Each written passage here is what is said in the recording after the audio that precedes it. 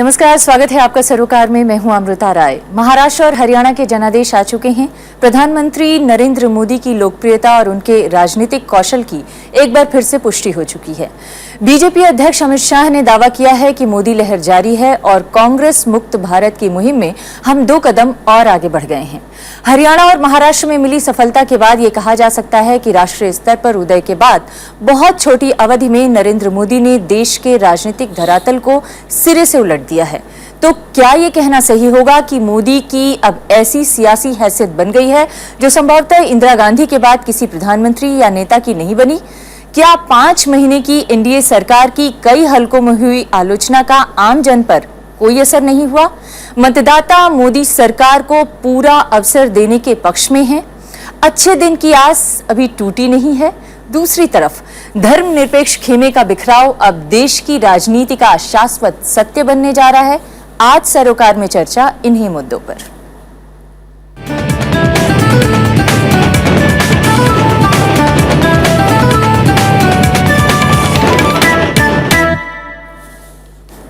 और आज चर्चा में शामिल होने के लिए हमारे साथ पहले दिल्ली पैनल में जो लोग मौजूद हैं उनसे परिचय करवाते हैं। हमारे साथ हैं हिंदुस्तान टाइम्स के राजनीतिक संपादक विनोद शर्मा, हमारे साथ हैं जनसत्ता के संपादक ओम थानवी और हमारे साथ हैं सीएसडीएस में असिस्टेंट प्रोफेसर हिलाल अहमद। आप तीनों का बहुत बहुत स्वागत है।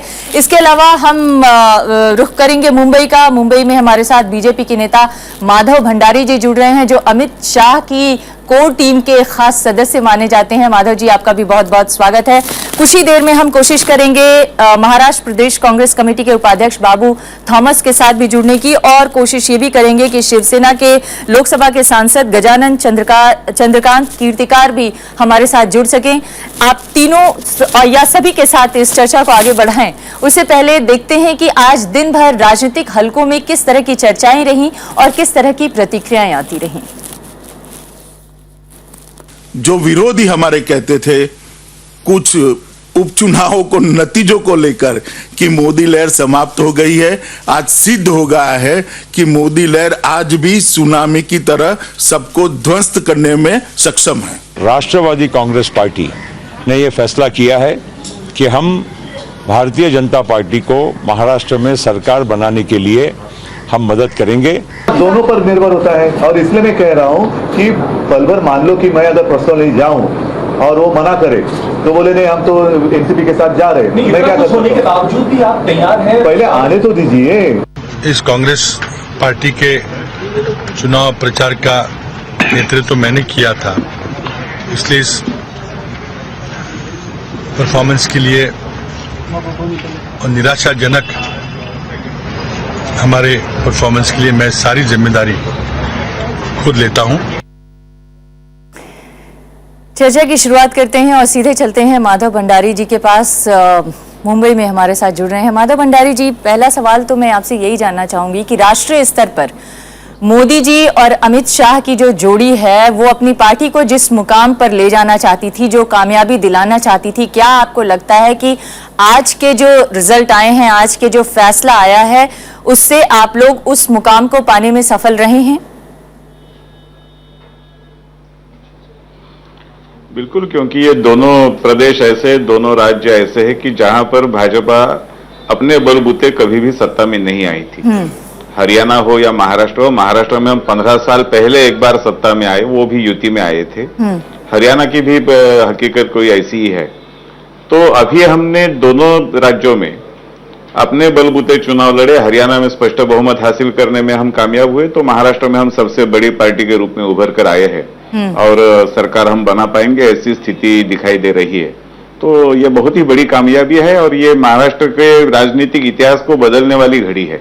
जी, तो आप ये मानते हैं कि जो अच्छे दिन की आस मोदी जी ने दिलाई थी लोकसभा चुनाव में, वो अभी भी लोगों के मन में बनी हुई है, अभी टूटी नहीं है?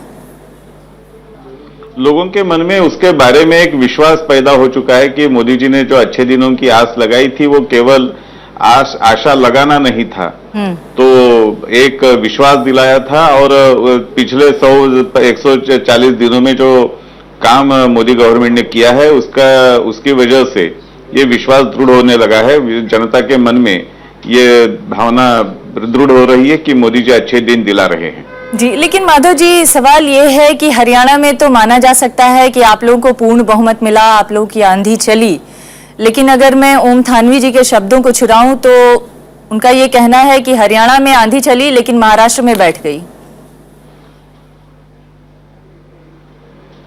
नहीं, आप किस नजरिए से देखते हैं वो अलग पूर्ण चीज है, बहुमत लेकिन नहीं मिला आप महाराष्ट्र लोगों में को इसलिए। 2009 में हमने केवल 46 सीटें जीती थी। नहीं, ठीक है ना। महाराष्ट्र में हमने 2009 में केवल 46 सीटें जीती थी, वो भी अलायंस में। आज हम अपने बलबूते लड़ते हुए 2-2.5 गुना ज्यादा सीटें ले गए हैं और एक 12-15 सीटें ऐसी है कि जो बहुत ही कम अंतराल से हम हारे, लेकिन जो हारे हैं वो हारे हैं। हमें पूर्ण बहुमत नहीं मिला, ये सही बात है, लेकिन हम सबसे बड़ी पार्टी के रूप में उभर कर आए हैं। लेकिन ये तो भी आप सच्चाई है कहिए माधव जी कि कि अगर हम 2014 के है। लोकसभा चुनाव के हिसाब से देखें तो आपको 145 सीटें जीतनी चाहिए थी। वो जो लोकसभा सीटों का जो हम एनालिसिस लेते हैं हमारे सामने, तो हमें याद रखना चाहिए कि उस वक्त हमने महायुति के जरिए चुनाव लड़ा था, शिवसेना हमारे साथ थी। जो कुछ नतीजे हम विचार में लेते हैं, वहां शिवसेना के साथ के नतीजे विचार में लेने जरूरी है। वो चलिए, हम चर्चा में आगे बात करेंगे कि आप लोग सरकार कैसे बनाएंगे, किसके साथ मिलकर बनाएंगे, लेकिन ओम थानवी जी, बीजेपी तो अभी पूरे कॉन्फिडेंस में है, पूरे आत्मविश्वास में है और शाह जी, अमित शाह जो बीजेपी के अध्यक्ष हैं, उन्होंने कहा कि हम जो है कांग्रेस मुक्त भारत बनाने की दिशा में 2 कदम और आगे बढ़ गए हैं। लेकिन आपको क्यों लग रहा है कि उनकी सुनामी कुछ ठंडी पड़ रही है?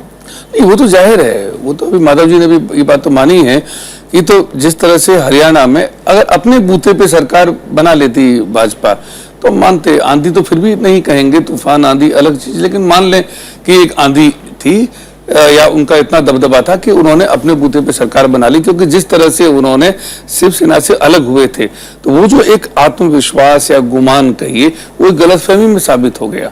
क्योंकि आप अब जिस तरह से छटपटा रहे हैं साथ के लिए और उससे साथ मिल रहा है और तत्काल तैयार हो गए हैं, जिनको कल आपने महाभ्रष्ट कहा था, तो ये जो मजबूरी है ये जाहिर करती है कि इसको अब आंधी नहीं कहते हैं। हरियाणा में आप अपने बूते पे बनाते हैं, मान लेते हैं आंधी हो ना हो, लेकिन एक आपका असर जो है वो आपने दिखाया है वहां पर, लेकिन वो महाराष्ट्र के अंदर नहीं। मतलब आप कह रहे हैं कि जिसको महाभ्रष्ट करके आप चुनाव लड़ते रहे, आज आप उसका साथ लेने के लिए तैयार हो गए हैं। इसका जवाब दे दीजिए माधव भंडारी जी, फिर मैं अपनी चर्चा को आगे बढ़ाऊं। कल तक एनसीपी के खिलाफ आप लोग बोलते रहे, आज एनसीपी आपके साथ खड़ी होने के लिए तैयार है, क्या आप लोग उसका साथ लेंगे? एनसीपी ने अपनी राय बताई है, एनसीपी ने अपना स्टैंड क्लियर किया है। हमने कहा है कि हम एनसीपी का साथ ले रहे हैं, हमने इसके ऊपर कोई टिप्पणी नहीं की है, हमने कोई प्रतिक्रिया नहीं दी है। ये जो हमारे सर पे थोपा जा रहा है कि हमने एनसीपी का साथ ले लिया है, ऐसा मानकर जो बताया जा रहा है, ये जाहिर है कि कांग्रेस और राष्ट्रवादी कांग्रेस महाराष्ट्र में पूरी तरह से साफ हो चुकी है। माधव जी, लेकिन सवाल ये है कि क्या ये अभी तक आप लोगों की प्रतिक्रिया नहीं आई है, लेकिन क्या सरकार बनाने तक भी आप लोग इसी स्टैंड पर कायम रहेंगे? इसी वजह से टीवी से अभी आ रहा हूँ, वहाँ पार्टी के उपाध्यक्ष प्रभात झा कार्यक्रम में 1 घंटा साथ में थे और उन्होंने कहा कि हमको स्वीकार है उनका प्रस्ताव।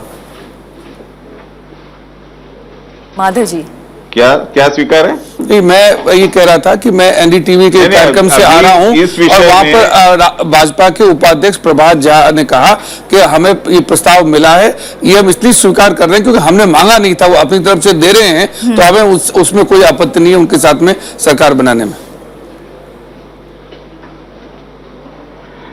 जो कुछ इस विषय में निर्णय करना है वो भाजपा की पार्लियामेंट्री बोर्ड करेगी, पार्लियामेंट्री पार्टी करेगी और पार्लियामेंट्री पार्टी अपना इस विषय में जो राय है वो रखेगी। जब तक वो नहीं रखती है तब तक किसी व्यक्ति अगर कुछ कहा हो तो वो उस व्यक्ति की राय होती है। जी, आपके पास एक पॉइंट है, आप उस पॉइंट को रख रहे हैं, लेकिन अभी बीजेपी ने पूरी तरह से फैसला नहीं किया। ये तो उन्होंने भी कहा था प्रभात झा ने कि अंतिम फैसला वहां होगा, लेकिन इसके ऊपर कोई जो है उनको शिकायत नहीं थी। लेकिन बीजेपी जो मान रही है विनोद जी कि उसने देश की राजनीतिक धरातल को पलटने में कामयाबी हासिल कर ली है। एक टेक्टोनिक प्लेट था जो राजनीति का, वो कहीं खिसक रहा है। क्या आपको भी लगता है कि वाकई राजनीतिक धरातल को पलटने में बीजेपी ने कामयाबी हासिल की है? सबसे पहले तो ये जो एनसीपी का अभी जो रिसेंटली लव अफेयर शुरू बीजेपी के साथ हुआ है, मैं इसको एक टैक्टिकल मूव मानता हूँ।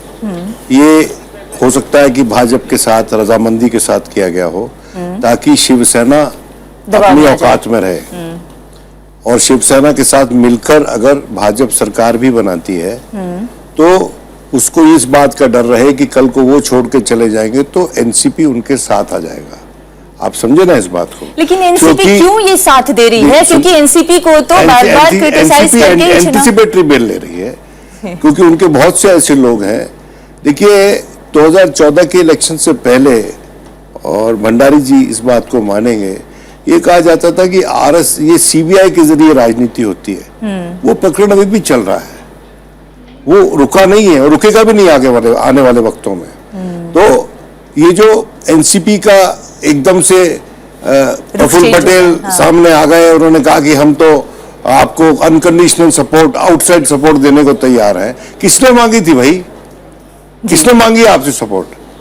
तो आप अपने स्वयं के आश्वासन के लिए ये सपोर्ट दे रहे हैं ना, तो इसलिए ये अंदर खाते अंडरस्टैंडिंग है और ये स्ट्रेटेजी है, पॉलिटिकल स्ट्रेटेजी। इस पे हम लोग एक्सेप्शन नहीं ले सकते, हर पॉलिटिकल पार्टी ये करती है। और इसलिए जब हम ऐसे प्रकरण देखते हैं तो हमको ये लगता है कि ये पॉलिटिकल पार्टीज ये कहती है कि हम उससे जुदा हैं, हम उससे जुदा हैं, हम अलग हैं, हमारे पास सुरखाब के पर लगे हुए हैं, ऐसा कुछ नहीं है। लेकिन ये तो एनसीपी की स्ट्रेटेजी है, हम बीजेपी की एनसीपी बीजेपी की मिलीजुली स्ट्रेटेजी है। प्लीज आप समझिए इस बात को, क्योंकि शिवसेना बीजेपी के जितने अलाइज हैं उसमें वो आपका कांग्रेस, अकाली दल को ले लो, चंद्रबाबू नायडू को ले लो, सबसे ज्यादा उनको व्यथित करने वाला जो अलायंस या अलाई होगा वो शिवसेना होगी। और इसलिए वो शिवसेना को शिकंजे उस पर कस के रखना चाहते हैं जी, और उसमें बता के रखना चाहते हैं कि हम आप पे पूरी तरह से निर्भर नहीं है। जी हिलाल, क्या शिवसेना को विपक्ष में नहीं चाहती है बीजेपी, इसलिए उसको उसकी औकात दिखाकर, उसकी हैसियत दिखाकर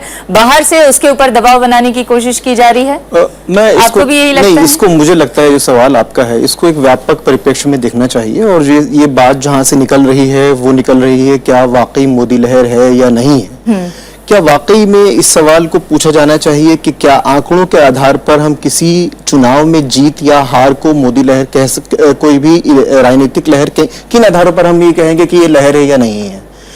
हमने 1952 से अब तक के तमाम चुनावों का अध्ययन किया और ये पाया कि इसके 3 आधार हो सकते हैं। अगर हम कहें कि आप वाकई एक लहर है चुनावी, कि वोट परसेंटेज और सीटों का कन्वर्जन अगर वाकई ही एक साथ बदले तो वो लहर होती है। अगर वो अक्रॉस दी स्प्रेड पूरा आपका हो, यानी आप नॉर्थ से साउथ और ईस्ट से वेस्ट हो, तो वो लहर होती है। और आपको सेक्शनल सपोर्ट हो तो वो लहर होती है। इन आधारों पर भारतीय राजनीति में अगर हम सिर्फ लोकसभा के चुनाव की बात करें तो केवल 1984 के चुनाव ऐसे हैं जो कि वाकई में एक लहर थे। ना तो ये 1977 का चुनाव है, ना 1971 का चुनाव है, ना 1989 का चुनाव है। हिलाल, जिस तरह से अगर अभी विधानसभा को छोड़ भी दें, लोकसभा के चुनाव, लेकिन यहाँ पर इसलिए आंकड़ों के हिसाब से अगर देखें तो बहुत अंतर हमें वोट परसेंटेज में नहीं दिख रहा है। लोकसभा में जैसा रिजल्ट है वैसे ही रिजल्ट दोनों है, लेकिन क्योंकि हम फर्स्ट पास द पोल सिस्टम में हैं, इसलिए कन्वर्जन रेट 1-2% से बहुत तेजी से बदलता है। ठीक है, तो माधव जी बिल्कुल ठीक कह रहे थे कि भाई लोकसभा के चुनाव में आपसे सवाल पूछा कि 145 हम एक्सपेक्ट कर रहे थे, तो वो जो एक्सपेक्टेशन है वो उस समय में इस आधार पर थी कि शिवसेना साथ जाएगी। आप वोट परसेंटेज उठाकर देखें तो 27% मत जो है वो उनको मिले हैं, जिसका कन्वर्जन रेट 118 है। ठीक है, अब यहाँ पर मैं विनोद जी की बात से बिल्कुल सहमत हूं कि, और आपने शुरुआत में अपने इंट्रोडक्शन में कहा था कि सेकुलर खेमा कोलैप्स हो गया है। विनोद जी की बात को आगे बढ़ाते हुए अगर हम ये कहें कि आखिर कौन सा सेकुलर खेमा था, देखिए बार-बार एनसीपी जो बाइनरी विमर्श के तौर एनसीपी के नेता हमारे चैनल पे बोल के गए हैं, विमर्श के तौर पर हमने भारतीय राजनीति को समझने के लिए एक मोटे-मोटे 2 खांचे बना लिए, एक सेकुलर और एक कॉम्युनल, है ना। लेकिन वास्तव में देखा जाए एनडीए क्या था? एनडीए जिसने 5 साल भारत में केंद्र में और उसके अलावा बिहार में नीतीश कुमार, वो क्या था?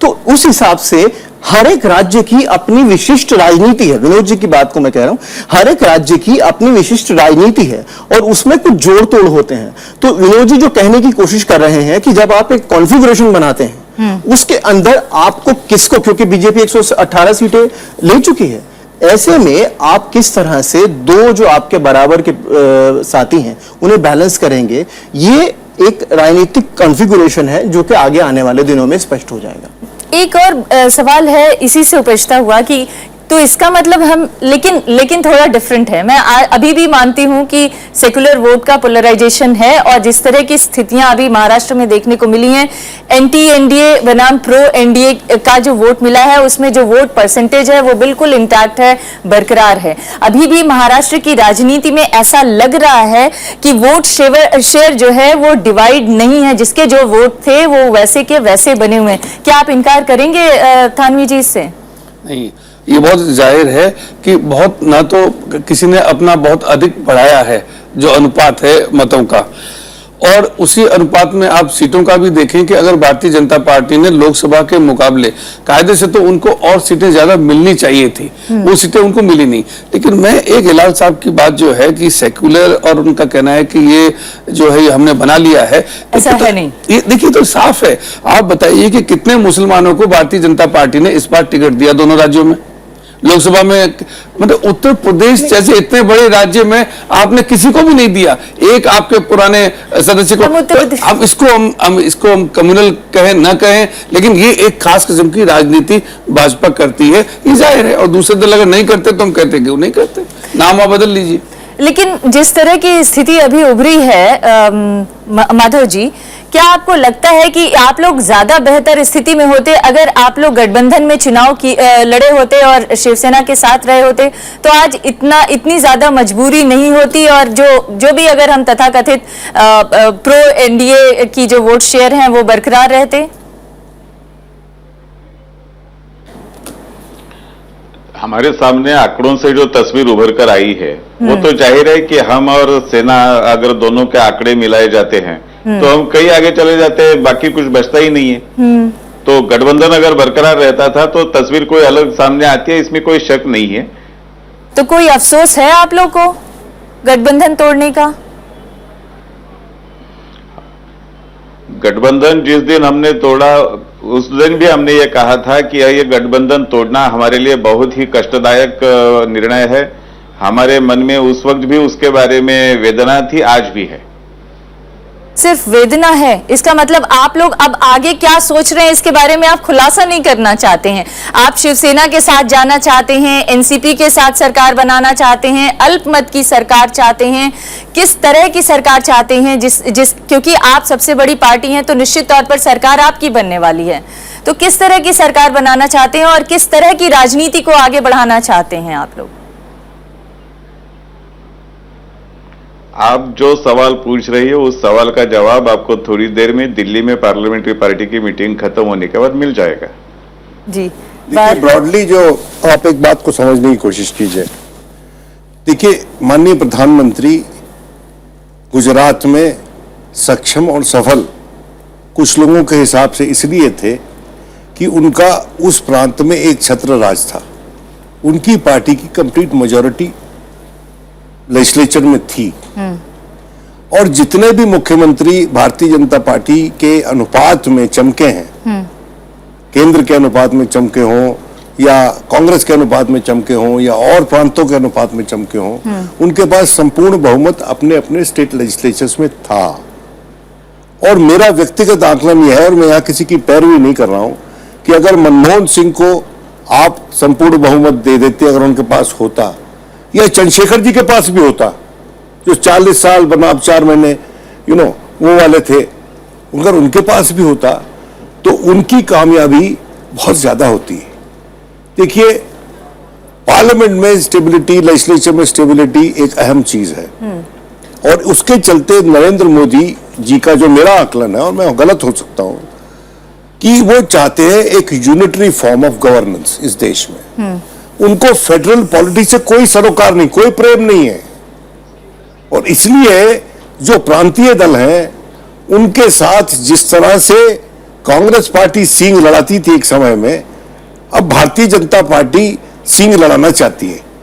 ठीक है, और उस परिप्रेक्ष्य में आपको इस इलेक्शन को देखना चाहिए। तो बीजेपी कांग्रेस का अनुकरण कर रही है, जिस तरह की कांग्रेस का अनुकरण कर रही है या नहीं कर रही है, हाँ। लेकिन हर पॉलिटिकल पार्टी अपने हिसाब से राजनीति करती है, यानी सत्ता में काम करने का एक अलग तरीका कोई भी होता है। हस्तक्षेप नहीं चाहता है अपनी स्टाइल में। हाँ। कम से कम नरेंद्र भाई मोदी तो नहीं चाहते, इंदिरा गांधी भी नहीं चाहती थी। हाँ। मैं दोनों का कंपैरिजन नहीं करना चाहता हूं, क्योंकि ये दोनों बहुत जुदा शख्सियत थी। ये बहुत जुदा शख्सियत थी। एक तो पॉइंट ये है, और दूसरा पॉइंट आप इस बात को समझिए कि भारतीय जनता पार्टी बड़ी अजीब सी स्थिति है कि देश में माहौल बदल गया है, चेंज आ गया है।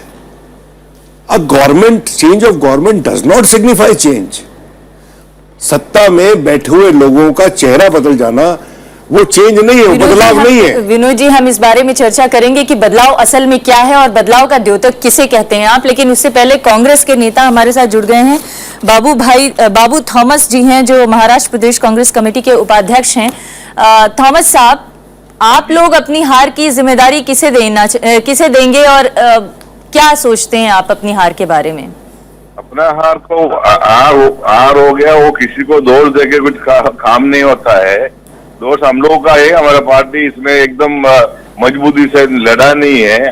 और दूसरा, लोकसभा इलेक्शन के बाद में एक मोदी ने एक मसमरिज्म दिखाया था, एक ड्रामा नहीं तो एक इवेंट मैनेजर जैसा एक काम किया था, उसका असर अभी भी आदमी लोगों का मन में है, बट वो कम होता आता है। महाराष्ट्र में इलेक्शन हो गया, उसके लिए टाइम नहीं मिला हम लोगों को, और मालूम होने के लिए बाद मोदी जी क्या बोलते हैं वो करता है क्या, मोदी जी क्या वादा क्या क्या है, और मनमोहन सिंह जी का ही पॉलिसी। आप क्या कह रहे हैं बाबू साहब, क्या चीज के लिए टाइम नहीं मिला आप लोगों को? 6 महीना मैडम, 6 महीने के बाद इमीडिएटली इलेक्शन बोलेगा तो साउथ इन मोदी जी ने क्या काम किया वो सब बताने का टाइम किधर मिला है, और उनका रिजल्ट आदमी लोगों को मालूम होने के लिए टाइम नहीं मिला है। लेकिन आप लोग अपनी उपलब्धियां बता देते तो भी शायद कुछ अच्छा बेहतर रिजल्ट मिल गया होता। क्या मैडम जी, ऐसा है, कांग्रेस में कमजोरी क्या है, कांग्रेस का पास है कि फुटबॉल मिलेगा ना, फुटबॉल वो बाहर आने के लिए वो छोटा उसका एकदम 100% छोटा होता है, 100% राई होता है, राई का टुकड़ा। हाँ। और बीजेपी के पास एक राई मिलेगा, वो पब्लिक के पास आएगा तो फुटबॉल जैसा दिखाएगा वो लोग उसमें एक्सपर्ट है। बाबू थॉमस जी, एक और सवाल मुझे जरूर बता दीजिए आप, वो ये कि आप लोग स्थानीय स्तर के नेताओं को, अपने महाराष्ट्र कांग्रेस को इसके लिए जिम्मेदार मानते हैं या केंद्रीय नेतृत्व को भी जिम्मेदार मानते हैं? हम किसी को भी जिम्मेदार नहीं मानते, हमारा पार्टी का हमारा अध्यक्ष है माणिकराव ठाकरे साहब ने मान लिया भाई हम लोग को कुछ कमजोरी हो गया, उसके लिए मैं राजीनामा देते, उन्होंने स्वयं स्वीकार कर दिया उसका गलती है, नहीं तो उसका कमजोरी क्या है बोल के। लेकिन सच ये है विनोद जी, वो तो क्या बोल रहे हैं, स्पष्ट नहीं हो पा रहा है कि वो क्या बोल रहे हैं, लेकिन सच ये है कि आज अगर हम रिजल्ट देखें तो जितने भी विरासत की राजनीति करने वाले कांग्रेस के नेता हैं, राधाकृष्ण विखे पाटिल, बाला साहब थोराट, अमिता चौहान, नीलेश राणे, पतंगराव कदम, अमित देशमुख, वर्षा गायकवाड़, विजय दड़ड़ा के भाई राजेंद्र दड़ड़ा, ये सब जीत गए हैं। देखिए मेरी बात सुनिए, तो क्या हम इसे माने कि जो लोग विरासत की राजनीति कर रहे थे, जिनकी अपनी जड़ें मजबूत थी कांग्रेस में, वो सब तो जीत गए, और जो केंद्रीय नेतृत्व के सहारे थे वो बेबाक बहस है। मेरी नजर में बिल्कुल बेबाक बहस है। हर पॉलिटिकल पार्टी में डायनेस्टी पनप रही है, छोटी या बड़ी। इस देश, इस पूरे बर्रे सगीर में, पूरे साउथ एशिया में डायनेस्टीज का वर्चस्व है। आप किसी भी मुल्क की तरफ मुंह उठा के देख लीजिए। अच्छा चलिए अमेरिका चलते हैं, वहां पर बुश डायनेस्टी नहीं है क्या, कैनेडी डायनेस्टी नहीं है क्या? डायनेस्टी है, रहेगी।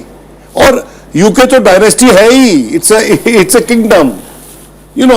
तो मेरी बात एक समझने की कोशिश कीजिए, बेबाक बहस है। आपको डिस्टिंग्विश करना है डेमोक्रेटिक डायनेस्टी में और ऑटोक्रेटिक डायनेस्टी में। जो मेरे पास 5 बरस के बाद मेरा मैंडेट लेने आता है और मैं उसको मैंडेट देता हूं या विड्रॉ करता हूं, हमको उस पर छीटाकशी नहीं करनी चाहिए। और भारतीय जनता पार्टी को कम से कम छीटाकशी नहीं करनी चाहिए जहां उनकी एक मुख्यमंत्री डायनेस्टी का प्रोडक्ट है। मैं नाम किसी का नहीं लेना चाहता हूं। उनके बेटे भी मेंबर ऑफ पार्लियामेंट है, वो दूसरे एक मुख्यमंत्री हैं भूतपूर्व, उनका बेटा भी मेंबर ऑफ पार्लियामेंट है।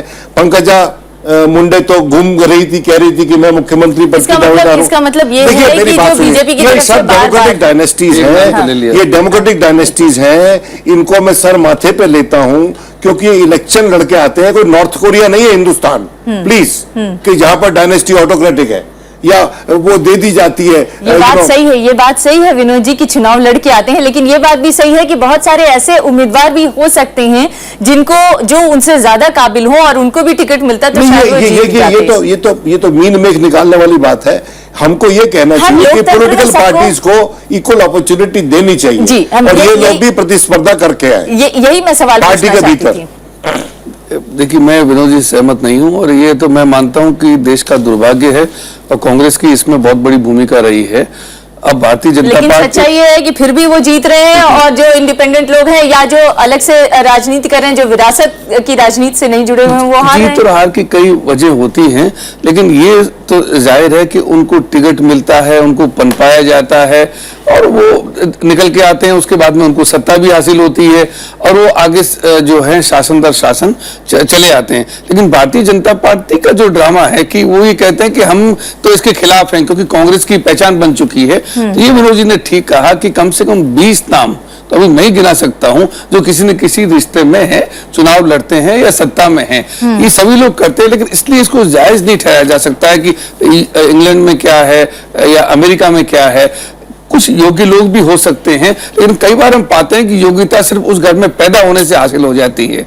ये जो एक किस्म का कहना चाहिए कि राजनीति में ब्राह्मणवाद कहिए या जातिवाद एक तरह का है, ये जो है ये खतरनाक है।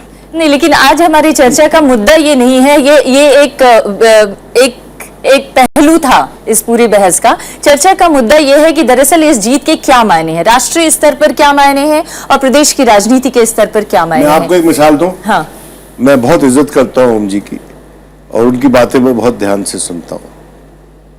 जब आपको लेगेसी विरासत में मिलती है तो हमेशा वो फूलों का ताज नहीं होता। जिम्मेदारी में अगर आप देखें भुट्टो खानदान को, अगर आप देखें शेख हसीना को, अगर आप देखें हमारे भारत में गांधी खानदान को, तो इन लोगों के यहाँ आकस्मिक मौतें हुई हैं, इन लोगों की जान का खतरा हमेशा रहा है, इनके बच्चों का नॉर्मल चाइल्डहुड नहीं रहा है। हमको इस बात पे संवेदनशील रहना चाहिए, क्योंकि डायनेस्टी कोई एक एक अजूबा नहीं है। डायनेस्टी तो एक बड़ा कॉम्प्लेक्स सवाल है हमारी सोसाइटीज के सामने। साथ हमारी सोसाइटीज के सामने कितना कॉम्प्लेक्स सवाल है, आप देखिए ना। नहीं, लेकिन हम आज उस कॉम्प्लेक्स सवाल के बारे में चर्चा नहीं करें। हमारा तो डायनेस्टीज में बात हो रही है, इसलिए मैं बोल रहा हूं। एक पहलू था क्योंकि महाराष्ट्र के जो रिजल्ट आए उसमें ये एक पहलू मुझे दिखा जिसके बारे में मैंने चर्चा की। बड़ा मुद्दा ये था कि बीजेपी भी डायनेस्टी के तमाम लोगों को, पंकजा मुंडे क्या है उसका एक उदाहरण है, जिस तरह से उनको आगे बढ़ाया गया। कल को हो सकता है उनको मुख्यमंत्री भी बना दिया जाए। मगर हम आज डायनेस्टी पॉलिटिक्स पे बात नहीं कर रहे हैं, हम बात ये कर रहे हैं कि ओवरऑल इस जीत के मायने क्या हैं बीजेपी के लिए, और अगर हम देश की राजनीति के लिहाज से देखें तो क्या आपको लगता है? जो दो बड़े चित्र उभरते हुए नजर आ रहे हैं। पहला चित्र जो है वो ये है कि एक तो हमारे विश्लेषण का तरीका काफी संकुचित है। हम अभी भी उसको बाइनरी में एक वर्सेस दूसरा देखने के हम आदी हैं। मुझे ऐसा लगता है कि जटिलताओं को जटिल संदर्भों में समझना चाहिए। ये जो चुनाव हैं, ये चुनाव जैसे मैंने पहले भी कहा कि ये वेव जो है, बिना हम स्टैटिस्टिक्स के और इस तरह से मीडिया की जो चर्चाएं हैं उस विमर्श पर आधारित विश्लेषण करें तो वो सही नहीं होगा। एक बात बहुत स्पष्ट है कि राज्य स्पेसिफिक जो राजनीति है उसका चरित्र हमेशा केंद्र की राजनीति से अलग होता है, और यही कारण है कि जो उपचुनाव हुए, उपचुनाव बिहार के हों, उपचुनाव यूपी के हों, या अब जो असेंबली इलेक्शन हुए हाल के, इनके अंदर जो नतीजे सामने आए हैं वो एक तरह के फ्रेगमेंट को, एक बिखराव को इंगित कर रहे हैं राज्य स्तर पर। लेकिन क्योंकि हमको आदत है ए वर्सेस बी बनाकर, लेकिन वो ये भी संकेत कर रहे हैं हिलाल, साथ साथ वो ये भी संकेत कर रहे हैं कि केंद्र के थ्रू ही स्टेट की राजनीति हो रही है। और अभी भी अगर प्रधानमंत्री नरेंद्र मोदी के 37 ओवरऑल हरियाणा और यहाँ के चुनाव प्रचार को देख लें, तो अगर इतना धुआंधार प्रचार नहीं होता तो वहां के जो जीते हुए कैंडिडेट्स हैं, चाहे वो हरियाणा को ले लीजिए चाहे महाराष्ट्र को ले लीजिए। मैं अपनी निजी राय व्यक्त नहीं कर रहा हूं, मैं अपने विश्लेषण को आपके सामने प्रस्तुत करने की कोशिश कर रहा हूं कि अगर राज्य, ये मैंने आपको 4 उदाहरण दिए और चारों उदाहरण ये साफ बताते हैं कि चारों जगह पर चीजें अलग अलग तरीके से आर्टिकुलेट हुई हैं। आपकी ही बात कहते हुए कि अगर वाकई मोदी के नाम से वोट पड़ता है तो हरियाणा में मोदी के नाम के अर्थ दूसरे होंगे, महाराष्ट्र में मोदी के नाम के अर्थ दूसरे होंगे, बिहार में दूसरे होंगे।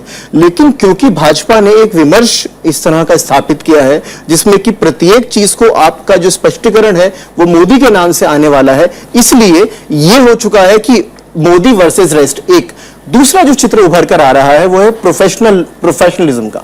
पॉलिटिक्स एक प्रोफेशन है, जो कि विनोद जी कहने की कोशिश कर रहे हैं कि भारत में पॉलिटिक्स एक प्रोफेशन है, और प्रोफेशन जो है अभी तक हम उतने मैच्योर हैं नहीं कि हम ये बात को एक्सेप्ट कर लें कि हाँ ये मेरा प्रोफेशन है। हम तो कोई वकील किसी पॉलिटिकल पार्टी में हो जाए तो ये मेरा किसी दूसरे की पैरवी पे चला जाता है तो उसके खिलाफ भी लोग निशाना साध लेते हैं। हाँ, लेकिन इससे जो चित्र उभर रहा है वो चित्र जो है वो ये है कि अगर वाकई पॉलिटिक्स एक प्रोफेशन है तो इस प्रोफेशन के अंदर बीजेपी की जीत इसके प्रोफेशनलिज्म को साबित करती है, और दूसरों की हार ये साबित करती है कि वो कोई और विकल्प प्रोफेशनली एग्जीक्यूट नहीं कर पाए, और जिसका नतीजा ये हुआ कि बीजेपी जो कि अलग अलग बिखराव के साथ आई थी सफल हो गई। तो आप ये कह रहे हैं कि दरअसल प्रोफेशनलिज्म की फेल्योर को के रूप में भी हम देख सकते हैं अगर कांग्रेस के अभी आपके जो कांग्रेस वाले थे जिस तरह वो कहने की कोशिश कर रहे थे, अगर आप उनकी हिंदी मराठी को बिल्कुल हटा दें तो एक चीज होती है तर्क कहा जाता है, उनमें तार्किकता नहीं है, और तार्किकता के अभाव के कारण आपका प्रोफेशनलिज्म। हमारे साथ बीजेपी की एक और नेता वर्षा भोसले जुड़ गई हैं। वर्षा जी, इस पूरी जीत को आप अपनी नजर से कैसे देखती हैं? हम आज ये भी बात कर रहे हैं यहाँ पर कि जिस तरह से महाराष्ट्र में देखा जाए, अगर जो नतीजे आए हैं उसमें विरासत की राजनीति की जीत हुई है, चाहे वो आपकी पार्टी हो चाहे वो कांग्रेस पार्टी हो। बार बार ये कहा जाता है और आपकी पार्टी की तरफ से ज्यादा सवाल उठाए जाते हैं विरासत की राजनीति को लेकर, फिर भी जीत उन्हीं की हुई है। भारतीय जनता पार्टी की जीत तो हुई है और हमें इस बात की बहुत खुशी है, बट ये विरासत की जीत नहीं है, ये प्रोफेशनल पॉलिटिक्स की जीत नहीं है, एक सेवा की जीत है, विकास की जीत है। लोग महाराष्ट्र में विकास चाहते थे, जो नरेंद्र भाई ने उनकी 3 महीने के कार्यकाल में जो लोगों को बता दिया कि जो विकास हम कर सकते हैं और जिस राह पर हम चल पड़े हैं वो राह को महाराष्ट्र की जनता भी चाहती है कि उस राह पर हम चल पड़े, और इसी के कारण भारतीय जनता पार्टी को यह बहुमत मिला है। अच्छा, एक और जरूर सवाल मैं आपसे जानना चाहूंगी, इस पूरी जीत के मायने आप लोग अपनी नजर में क्या निकाल रहे हैं? किस किस तरीके से इस जीत का विश्लेषण किया जा रहा है पार्टी के अंदर? हम बहुत खुश हैं इस नतीजे से, क्योंकि पहली बार भारतीय जनता पार्टी संगठन के बिना, गठबंधन के बिना यहाँ पर इलेक्शन में खड़ी थी, और 122 सीटों पर हम अगर जीत रहे हैं तो 119 सीट पर जीतना, लड़ना, और 122 सीट पर जीतना, ये हमारे लिए बहुत मायने रखता है। तो हम ये मानते हैं कि हमारे लिए बहुत बड़ी जीत है। जी, बीजेपी खुश है अभी इस समय, उसको पहली बार इतनी जीत मिली। देखिए, एक बात हमको माननी चाहिए। देखिए, प्रेजुडिस अपार्ट, कुछ अनडिनाइबल फैक्ट्स हैं कि इस स्थिति में लाने में सक्षम रहे प्रधानमंत्री, भारतीय जनता पार्टी को हरियाणा में 4 से यहां तक पहुंचाया, और महाराष्ट्र में 40 ऑड से इन्होंने उनको 120-22 के करीब पहुंचाया। ये एक उपलब्धि है, इसको हम डिनाई नहीं कर सकते, लेकिन हम उनके प्रचार की, उनकी स्ट्रेटेजी की एनाटॉमी डिस्कस कर रहे हैं। हम लोग आंकड़े जो हैं वो बहुत ज्यादा दर्शाते नहीं है। ऐसे किसी स्टैटिस्टिशियन ने कहा है कि what they reveal is suggested, what they conceal is vital. हम वाइटल ढूंढ रहे हैं, हम सजेस्टिव नहीं ढूंढ रहे। और वाइटल ये है, जैसे कि ओम जी कहते हैं कि मुस्लिम कैंडिडेट नहीं दिए, आप समझे।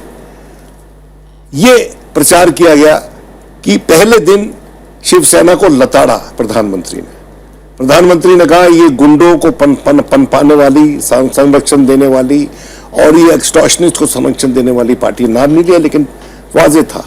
लेकिन अगले दिन उन्होंने अपना पैंतरा बदल लिया, क्योंकि शिवसेना की जो बंदूकें थी और उसमें से जो राजनीतिक गोले निकलते थे वो बीजेपी को हताहत कर सकते थे। और बड़ी स्मार्ट स्ट्रेटेजी थी कि उन्होंने कह दिया कि हम बाला साहब की इज्जत में, उनकी मेमोरी में इनसे कोई मुचैटा नहीं करेंगे। लेकिन अगर आप समझिए ना इस बात को। तो लेकिन अगर आप इसको लेकिन विनोद ये भी देखिए कि शिवसेना ने भी अपनी तरफ से इस बार उस तरह की हिंसात्मक नहीं हुई है जिस तरह की वो हो सकती है। अरे भाई, शिवसेना ने तो उनको इन्वेडर बोल दिया, मुस्लिम इन्वेडर बोल दिया, इससे ज्यादा क्या बोलेंगे? लेकिन वो इससे ज्यादा हो सकता है हिंसा इससे ज्यादा कर सकती थी, हिंसा नहीं। शिवसेना की देखिए मेरी बात सुनिए, शिवसेना राइटिस्ट पार्टी जैसे कि बीजेपी राइटिस्ट पार्टी है, वो एक्सट्रीम राइट विंग है शिवसेना बीजेपी के मुकाबले में, और उसके तर्कश में उतने ही पहने तीर है जितने की भाजपा की तर्कश में रहते हैं जब वो सो कॉल्ड स्यूडो सेक्युलरिस्ट को अटैक करते हैं। आप समझिए इस बात को। तो यहां पर ना सिर्फ वाक युद्ध होता है, क्योंकि देखिए ये दो भाइयों में लड़ाई थी, ये जमीन, राजनीतिक जमीन की लड़ाई थी।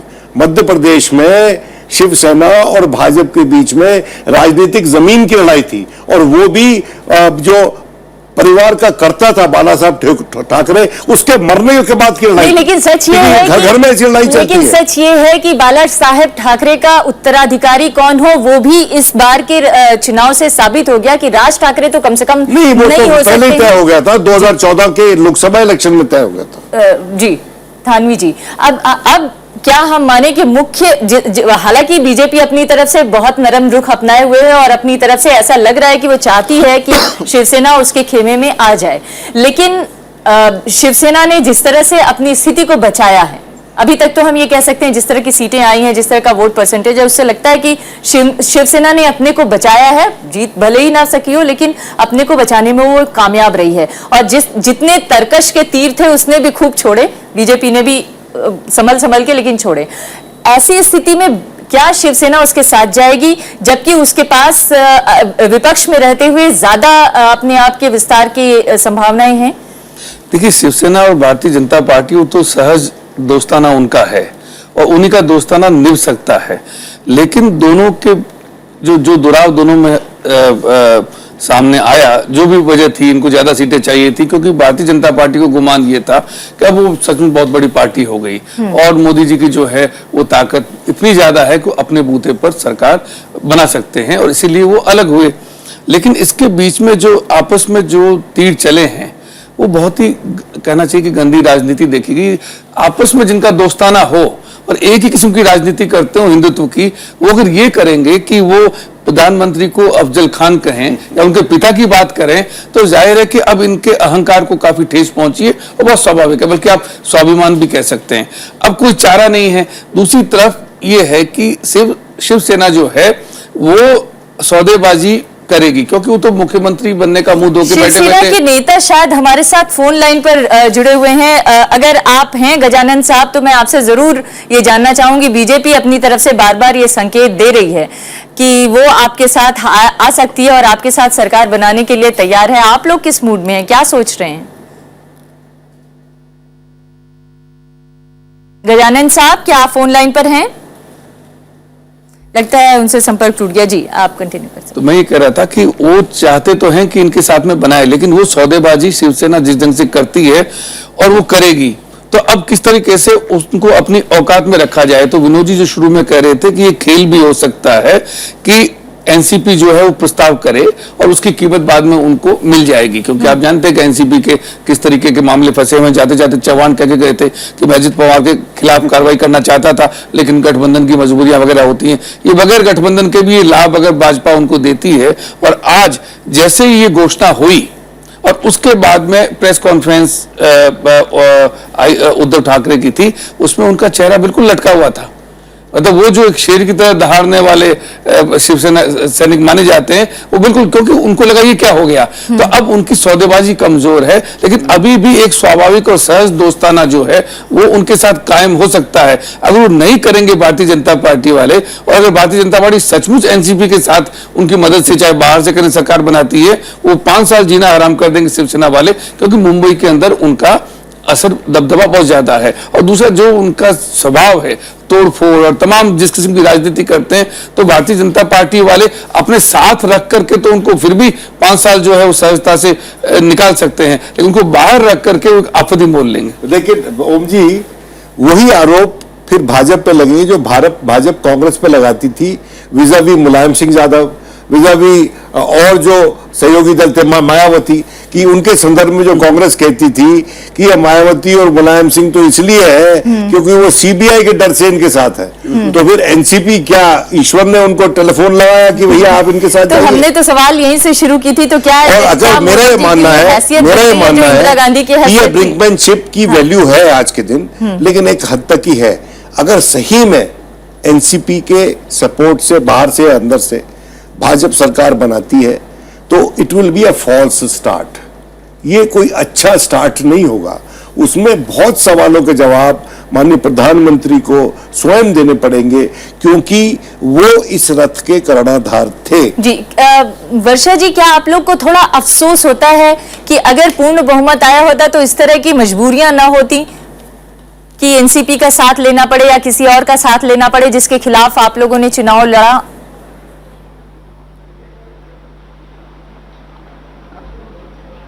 ये तो लगता है कि थोड़ी ज्यादा सीटें आती तो अच्छा होता, पर फिर भी जो मिला है उसमें हम खुश है। वैसे देखा जाए बाकी पार्टियों का तो 100 तक भी पहुंच नहीं पाई है, भारतीय जनता पार्टी ने 100 का जो आंकड़ा है वो क्रॉस किया है। तो ये देखते हुए लोगों के दिल में भारतीय जनता पार्टी, चुनाव में जिन पार्टियों की, जिन नेताओं की आप लोगों ने आलोचना की, जिनकी आलोचना करके और जिनको विपक्ष में तमाम तरह के आरोप लगाकर आप लोगों ने चुनाव लड़ा, आज उनके साथ कैसे सरकार बनाएंगे? जनता को क्या संदेश देंगे?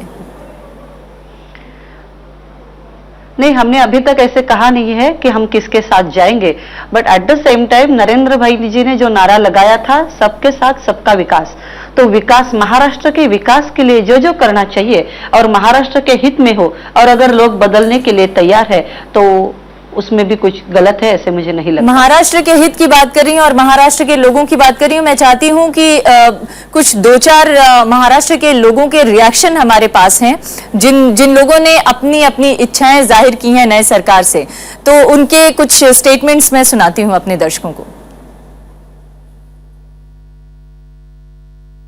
और अच्छे जो कहते थे पहले के अच्छे दिन लेके आएंगे, हमें विश्वास है कि अवश्य ही लेके आएंगे। बीजेपी की सरकार से हमें यही उम्मीद है कि हमारे जो फार्मर लोग हैं और जो युवा है उनको नौकरियां वगैरह मिलनी चाहिए। बात है कि नागपुर बोले महाराष्ट्र में काफी सारे और एम्प्लॉयमेंट के अगर चांसेस अगर इंक्रीज कर सकती है बीजेपी, तो यूथ के लिए एक बहुत बढ़िया अपॉर्चुनिटी रहेंगे मैम। वो जो डिमांड है बेकारी वो हटाना चाहिए, बेरोजगार को काम मिलना चाहिए, और बम्बई में जो अनधिकृत बांधकाम ज्यादा हो रहे उस पर रोक लगाना चाहिए। यहाँ पे बीजेपी इसलिए पावर में आ रही है यहाँ पे और पूरे इंडिया में, क्योंकि अपोजिशन पूरी तरीके से पहली बात खत्म हो चुकी है, और दूसरा क्रेडिबल अल्टरनेटिव भी नहीं है। तो तमाम तरह के रिएक्शन आए, लेकिन ज्यादातर लोग ये चाहते हैं कि उनके रोजगार की समस्या को सॉल्व किया जाए, उनके रोजगार की जो समस्या है उसका निराकरण किया जाए। मैं चाहती हूं शिवसेना के गजानन जी इस समय हमारे साथ फोन लाइन पर हैं। एक कमेंट आपसे जरूर लेना चाहूंगी कि आखिर आप लोग क्या सोच रहे हैं? बार बार संकेत बीजेपी की तरफ से दिए जा रहे हैं कि आप उनके खेमे में रहें। देखिए, उन लोगों ने प्रस्ताव देना चाहिए, सुस्पष्ट प्रस्ताव, जैसे कि हमने तो सुना है कि फोन पे बात हुई है बीजेपी प्रेसिडेंट की आपके नेता के साथ। हाँ होगी, मुझे नहीं मालूम, लेकिन प्रस्ताव तो ऐसा है कि सरकार चलाना है। ये सरकार ये 95 में हम लोगों ने चलाया था बीजेपी को साथ में लेके, सम्मान पूर्वक जो सीटों का बंटवारा यानी पोर्टफोलियो का अच्छे ढंग से किया था। उप मुख्यमंत्री उनका था, पोर्टफोलियो की जोड़ी लगाई थी, जैसे कि होम मिनिस्टर अगर उनको है तो रेवेन्यू मिनिस्टर हमको चाहिए, अगर हेल्थ मिनिस्टर उनको है तो एजुकेशन मिनिस्टर तो इस बार भी अगर आप लोगों की शर्तों पे बीजेपी तैयार हो जाए तो आप लोग उनके साथ चले जाएंगे? नहीं, शर्त नहीं है ये मैडम। ये जो है, जो सरकार अच्छी चलाने के लिए ये सगवड़ करनी चाहिए। ऐसा है ना कि हम लोग ऐसे मिस्टेक नहीं होना चाहिए कि अगर सरकार चलानी है महाराष्ट्र के हित के लिए, वही तो उद्देश्य था उद्धव जी का, वही तो उसने विजन तैयार किया था। आप सारी बातें कह रहे हैं लेकिन स्पष्ट कुछ नहीं हो रहा है। मैं एक सवाल साफ साफ जानना चाहती हूँ, शिवसेना विपक्ष में बैठना चाहती है या सरकार के साथ रहना चाहती है? अभी आप लोग आप जो है शिवसेना के एक महत्वपूर्ण सदस्य हैं, मैं आपसे जानना चाहती हूँ, आप एक सदस्य होने के नाते क्या चाहते हैं शिवसेना से? ऐसा कोई तय नहीं हुआ अभी तक। आप स्पष्ट नहीं बोल रहे हैं, लेकिन मैं एक आखिरी सवाल जाने से पहले ये जरूर जानना चाहूंगी, अभी भी 5 महीने की मोदी जी की, अगर हम ओवरऑल बात करें, 5 महीने की मोदी जी की सरकार हुई, हमने जैसा शुरुआत में कहा था कि आज भी देश की जनता अच्छे दिन के सपने देख रही है, उसके सपने अभी बने हुए हैं और उसका भी ये रिफ्लेक्शन है ये चुनाव। 5 महीने के कार्यकाल के दौरान कई कठिन फैसले लिए हैं मोदी जी ने, और हाल के दिनों में अभी आज की खबर को देखा जाए तो डीजल को डीकंट्रोल करना, मनरेगा में श्रमिकों की भागीदारी को कम करना, इस तरह की कई ऐसे चीजें हैं जो मोदी जी ने लिए हैं। क्या आपको लगता है कि इस चुनाव के जो संदेश हैं वो ये भी हैं कि अब मोदी जी कठिन फैसले आसानी से ले पाएंगे? नहीं, मुझे ऐसा, इसमें इसके दो जवाब हैं। पहला जवाब जो है वो स्पष्ट है और वो ये है कि अगर सिर्फ चुनाव के संबंध में, चुनाव और लिए जाने वाले फैसले दो अलग अलग बातें हैं। चुनाव में एक बात स्पष्ट है और वो ये कि मोदी इस देश में एकमात्र इस समय में ऐसे नेता बन के उभरे हैं पिछले 1 साल में जो पॉलिटिक्स ऑफ होप कर रहे हैं, जो आशा की राजनीति कर रहे हैं, और ये आशा की राजनीति पे करती है, जो पॉजिटिव राजनीति है, जो सकारात्मक राजनीति है। तो पहली बात तो ये है। दूसरी बात ये, एट द सेम टाइम जो संरचनात्मक परिवर्तन भारतीय व्यवस्था में हो रहे हैं उसके बारे में हमारी सूचना बहुत कम है, और वो संरचनात्मक फैसले उसी तरह के हैं जैसे नव उदारवाद को मैं हाईलाइट करना चाहूंगा, उसमें बहुत कुछ परिवर्तन नहीं आया है। तो आगे अच्छे दिनों में पॉलिटिक्स ऑफ होप, एक सेकंड, पॉलिटिक्स ऑफ होप कितने दिनों तक चलेगी ये इस बात पर होगा कि जब जो फैसले लिए गए हैं उनके परिणाम आएंगे। जी, बिना संगठन के, बिना नेता के, बिना चेहरे के भी क्या हम आशा की राजनीति को लगातार चला सकते हैं? सरवाइव कर सकती है आशा की राजनीति? नहीं, देखिए, चला सकते हैं नहीं, मैं नहीं जानता हूं, लेकिन चलाना पड़ेगा। नहीं चलाएंगे तो ये देश की जो जनता है वो सबक सिखा भी सकती है, क्योंकि अभी हमने 5 महीने में कोई बहुत परिवर्तन नहीं देखा है। पर बार बार वो कहते हैं कि अभी हमें ज्यादा वक्त तो नहीं हुआ, तो ठीक बात है, लेकिन हाँ, उम्मीद उन्होंने जगाई है। उन्होंने ठीक कहा कि आशा और लोगों में रोजगार मिलेगा, बहुत व्यापार होगा, बाहर का व्यापार आएगा। इसमें भी देखने को मिल रहा है। हमारे पास वक्त की कमी है। एक आशा की राजनीति के बहुत सी मिसालें हमारे इतिहास में है। जनता पार्टी एक है, आम आदमी पार्टी एक है, संयुक्त विधायक दल एक था। देखिए, आप इस बात को समझने की कोशिश कीजिए, इस देश की जनता का विवेक हमारे राजनेताओं के कार्यकलापों से कहीं ज्यादा पैना है। और जब वो चाहे तो बड़े से बड़े दिग्गज को छोटे से छोटे पहलवान से हरवा देती है। इंदिरा गांधी को राजनारायण से मुझे उम्मीद है कि जनता का विवेक बना रहेगा और हमेशा जनता अपने विवेक के थ्रू, अगर जनता ने अपना विवेक दिखाया है, मोदी जी को चुनकर लाई है, तो ये भी उसका विवेक है। लेकिन आने वाले दिनों में वो अपना विवेक इसी तरह से कायम रखेगी और विवेकपूर्ण फैसलों से देश का लोकतंत्र बरकरार रहेगा। बहुत बहुत धन्यवाद हमारी इस चर्चा में शामिल होने के लिए आपका, और बीजेपी की नेता वर्षा जी का भी मैं धन्यवाद करना चाहूंगी, माधव जी का भी धन्यवाद। नमस्कार।